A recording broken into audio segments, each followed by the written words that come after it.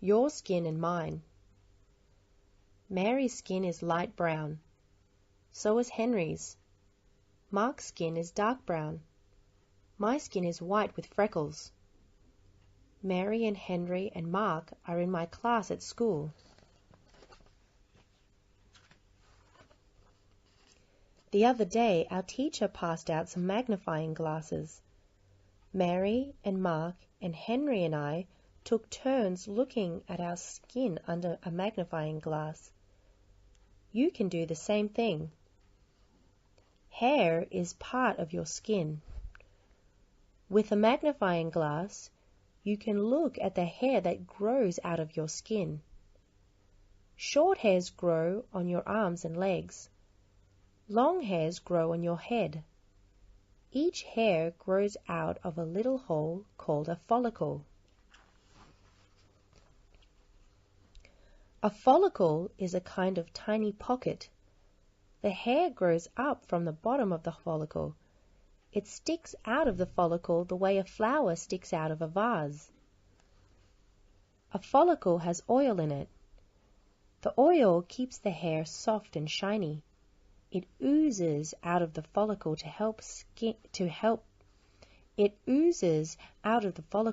and helps keep the skin from getting too dry. Look at your fingertips under a magnifying glass. You can see loops and lines. They are ridges in your skin.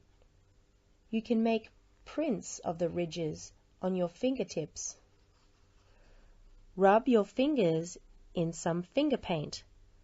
Press the tips down on a piece of white paper. Lift your hand carefully. Your fingerprints show loops and lines. You can see them better under a magnifying glass. This is one of Mary's fingerprints under the magnifying glass. This is Mark's fingerprint. This is Henry's. Everybody's fingerprints are different. Fingernails and toenails are part of your skin. They protect the tips of your fingers and toes.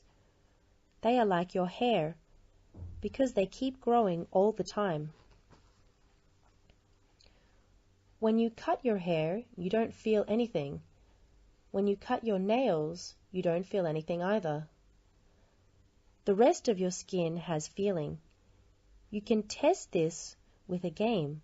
You can test this with a little game. It goes like this. One of us is blindfolded. Then the rest of us try to touch him so gently he can't feel it. We touch him gently on his cheek, his wrist, his leg. We touch him with a paintbrush and a feather. It is hard to fool him. He can feel even a very light touch on his skin. Your skin helps you to keep cool. On a hot day, you become sweaty. Sweat is water that comes from inside your body. Your skin lets it out through tiny holes called pores. As the sweat dries, your skin becomes cooler. Most of the pores in your skin are smaller than hair follicles.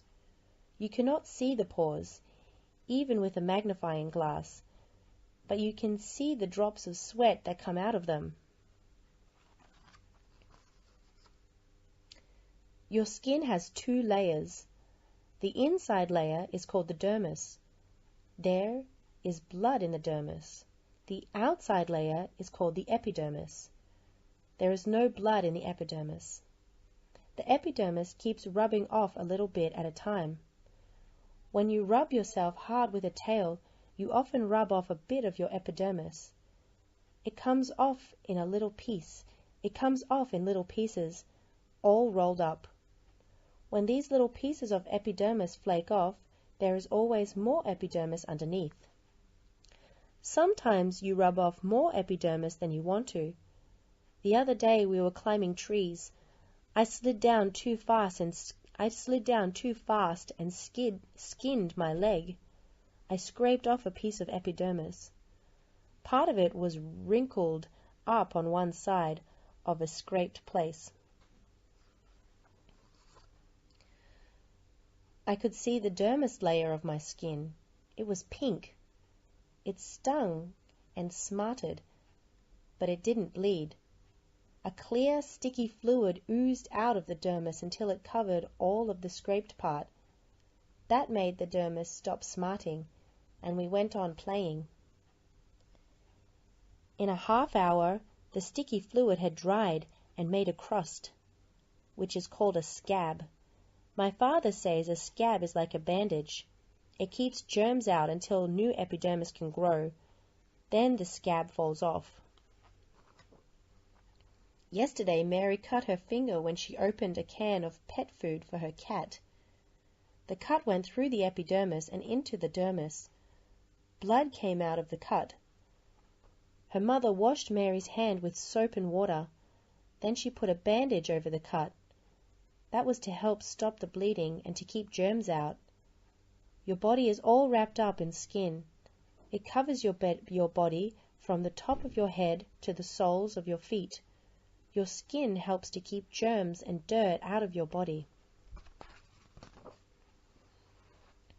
Skin also protects the body from the sun. It does this by making grains of color called melanin. Melanin grains are brown. They are very tiny.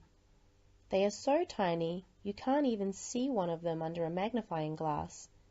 There are millions of melanin grains in the skin. They are like a screen. They protect the body from the burning rays of sunlight. Everybody's skin makes melanin. Some skin makes a lot of melanin. Other skin doesn't make very much. Mark's skin makes a lot of melanin. Henry's skin and Mary's skin do not make as much melanin as Mark's.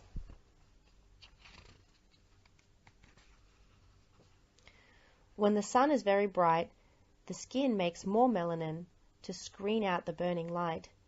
That is why your skin gets darker when you play outside in the summer. My skin makes very little melanin. Some of it is gathered in spots. These are my freckles. In summer, my skin does not make enough melanin to screen out the sun's burning rays. I have to rub sunscreen lotion on my skin. If I don't, I can get a painful sunburn. Mary, Henry, and Mark will also get sunburns if they don't wear a sunscreen.